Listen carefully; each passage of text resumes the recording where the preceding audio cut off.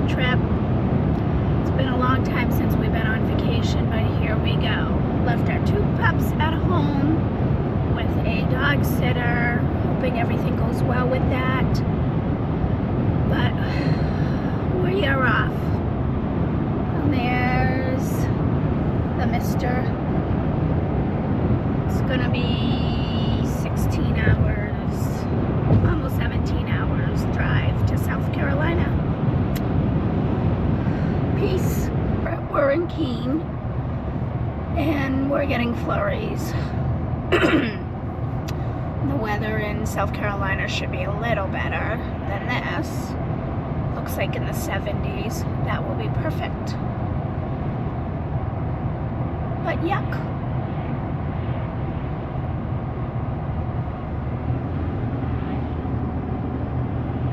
Here we are in upstate New York on some back road.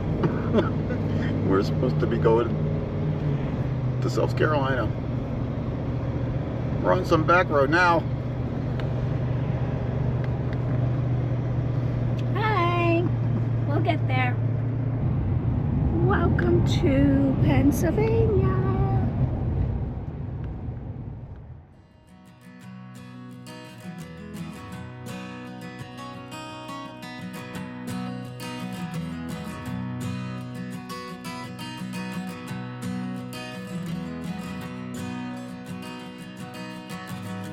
Built this thing from the ground up out of nothing. No flight plan, no manual to be found. You and I, we're driving in the dark without headlights, trying to find our way. It's hard telling where we'll be in the coming days, but I'll be there with you. It's hard telling where we'll be in the coming days, but I'll be there with you. I'll be here with you. Well, that was a crazy first day going around. We went from New Hampshire to Vermont to New York and been in Pennsylvania for like 5 hours. We're still gonna be in Pennsylvania. We'll see how long. Crazy. I don't know. So this is the second day. It's about 8 o'clock in the morning and we're off to South Carolina. We got 8 hours. It says 8 hours. It says we should be there for 4:30, but we figured about 5:30. Yeah. Cross our fingers. All right. Peace. Welcome to West Virginia. Here we are. Virginia. What? I don't know if I gotta turn around. Oh. Greenwood, South Carolina. Heading over to our realtor's office. And she's going to bring us to the property that we already bought. That we haven't seen yet. So this should be pretty interesting. We'll keep you posted. Good afternoon. Yeah, good afternoon. So we bought land 20 minutes outside of Greenwood. And down this road, the lake is about 2 minutes away from us, but we can't gain access to the lake there. It's all houses on the lake. And then up this road, you take a right, and it's about 4 miles down is where the public boat ramp is. We've been a couple of days here trying to figure things out. So we bought this land unseen. We didn't physically come and see it. Talked to the realtor came over, took some pictures, and we felt like it was a good area. She drove around the area with camera, and we kind of liked the area, and we liked the idea of being like 20 minutes away from the major town, Greenwood, which has everything that we're used to having at our home in New Hampshire. So got everything. It's got everything that we have at home, which is perfect. And we like to be out in the woods. In this area here where we're going to build is all farmland. It's crazy how much farmland there is. But we bought this property and we ran into a couple of issues. Is down here.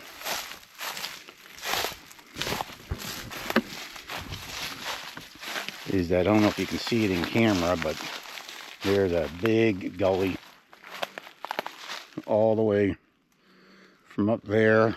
It runs almost the whole length of the property, and that gully is created by water. And then we have, when you go over this gully, go down this gully and come up and you go over, there's another gully which is not as bad as this one, but there is another one. So we just had a land clearing company meet us out here, and he says that it's going to be a little bit of an issue, because not only we have these gullies, but the whole property is slanted down, so everybody up this way, water is going to run straight through our property. So he said it's going to be some work. He thinks that the other gully over there and this gully, we can combine up there where it forks and put a culvert over there and get that other gully over there to go over this way and come down this one, and then that other gully can be filled in if he does it properly and everything works out. So you can see the gully here. It goes all the way up there. Pretty big. It is big. So this is kind of a huge issue, but he seems he's pretty positive. He said that he has a good plan is to come in here and just clear what we want cleared.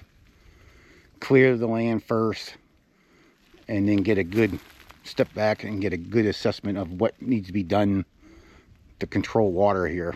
Instead of having the house so much in the middle, we might have to push the house back further. Right. And have more of a front yard. You know what I'm saying? Like, it's going to be once he clears it. But we do want to keep some trees like from the road so you don't see the house back there. So we do have some privacy. But we walked this whole property yesterday, and I think the day before too. And we tried to put out some markers, but we're getting disoriented. We didn't know. We don't know what we're doing. First day was raining out. Second day was nice and hot, but it was because of these issues with the gullies. We're like, well, what's the point of marking anything out, because we're really not too sure even where the house can go until we get an expert over here or a professional to let us know how we can do things.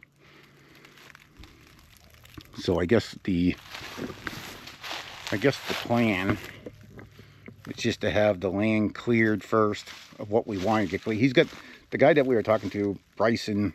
He's got a good understanding what we want, and he's going to draw it up on a piece of paper about what he wants. He thinks we can do, and we're just going to clear it. We're not going to worry about the driveway just yet. Just clear it, and then try to pick the best area for the house. He did say something that the septic has more importance than the house does. Yep. So we have to figure that out. So we may be living in a shed for a little bit. And so that brings us to another point, is that, you know, this might not happen for a couple of years. Who knows when, but when we do, we need to have all this done before we get here, because we're going to be buying a camper to live in a camper while we build our house. And yes, I said we're building the house. There's a lot of stuff we're going to sub out, like the foundation. You know, we're not sure if we're going to go with a full foundation. We're not sure if we're going to go with a slab. We're not sure if we're going to go with a concrete crawl space. But we'll sub that part out. But the actual building of the house, we're going to do it all. And the inside. In the inside and everything. So while we're doing that, we're going to be living in a camper, which we're going to need to have water and have a septic put in. So And electric. And electric. So I talked to the electrical company. I did talk to the water. There is water out at the street, but to get water down to where our property is, it's going to be probably close to $12,000. So right now we're talking about getting pricing from a well company to find out what's the price difference to go with a well. The guy that was here, Bryson, said he had his well drilled a few years ago and they hit water at 60 feet. And I think he said it was $6,000 or something. Yeah. So it might be half the cost of having water brought in. And then if you bring water in, you do get a water bill. With a well, we'll never have to have a water bill, and I can fix whatever happens if that breaks or something, you know. So that's what we made this 17-hour trip for, is to come down here and walk the property. I got you. Enjoy the nice weather. There's our truck out there. You know, but I gotta tell you that my wife is more excited about this than I am. I really hate to leave actually and go home, but home. Oh yeah, yeah. But we have to. We have other obligations and. I'm ready to go home. She's not. She would stay here another Yeah, week if you wanted. I could. She could stay here another week.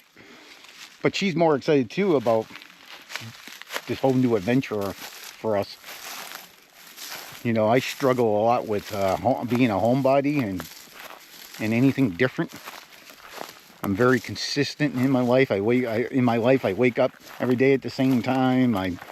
Everything is scheduled for me.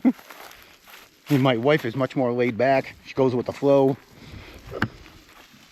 Right, babe? Yes. But it's gorgeous here in South Carolina, so gotta enjoy. And we're doing it too because we're tired of the winters. Yeah, we want Right. less winter, more Yeah. spring, more fall. Yeah, last winter. I mean, yeah, the winters are just. We just want to get away from winters, even though it does get cold. It does feel a lot like New England around It here. does, it does. They still got all their trees that need to fill out, and Yeah. but again, it's only early March, so but getting almost 80-degree weather, can't beat that in March. No, that's one thing that's nice about it, and it's nice having the lake a minute down the road from the house. If we ever decide to get a boat, we can go fishing or whatever. But it'll be different. Yeah. But that's the property. Oh, right here. Right down to that marker right there.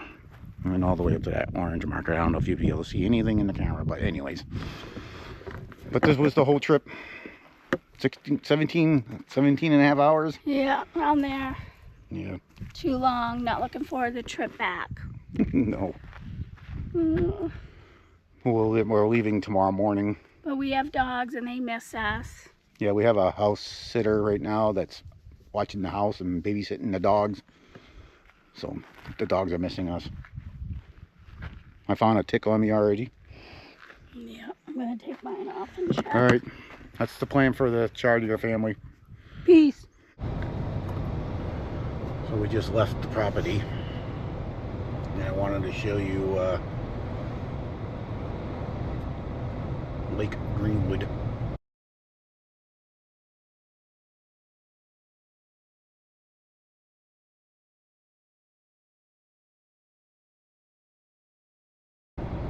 Here it Okay. comes. Here comes Greenwood Lake. It's kind of muddy looking, dark. Used to up in New Hampshire where it's much more clearer, but there's the lake.